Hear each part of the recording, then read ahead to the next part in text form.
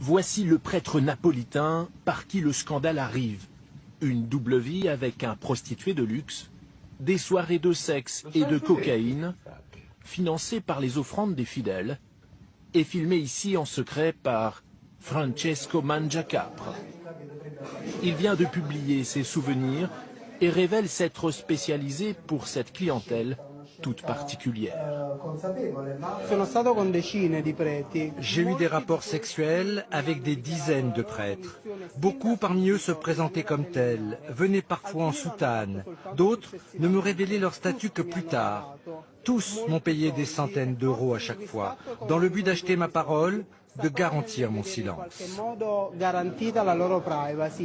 Cette double vie serait pratiquée au sein même de la curie romaine, le gouvernement qui entoure le pape. C'est en tout cas ce qu'affirme un ancien prêtre, secrétaire d'un grand cardinal. Devenu laïc, Francesco Lepore nous raconte ses années passées au secrétariat d'État, un des lieux les plus secrets au monde. Ce que j'ai remarqué, c'est que de très nombreux responsables de la curie avaient des doubles vies. Il y a celui qui a un petit ami, celui qui préfère avoir une vie homosexuelle beaucoup plus libérée, en participant à des orgies gays ou en allant dans des boîtes pour homosexuels.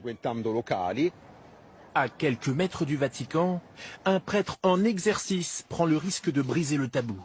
Selon lui, tout commencerait lors de la formation des prêtres. Il ironise sur ce col blanc pourtant symbole de vœux de chasteté. Il y avait ces amitiés que l'on appelait des amitiés particulières, qui étaient une certaine forme d'homosexualité. Cela existe dès le séminaire, parce que dans ce monde exclusivement masculin, on n'a pas d'alternative. Et il n'est possible de s'adresser qu'à une personne du même sexe.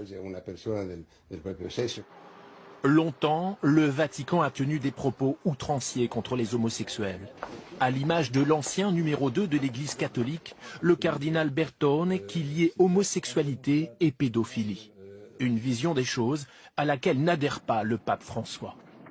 Si une personne est gay, qu'elle cherche le Seigneur et qu'elle est de bonne volonté, qui suis-je pour juger? La vie cachée des prêtres ne concerne pas que l'homosexualité. Les cas de religieux qui vivent en couple avec des femmes ou qui ont des enfants sont également nombreux.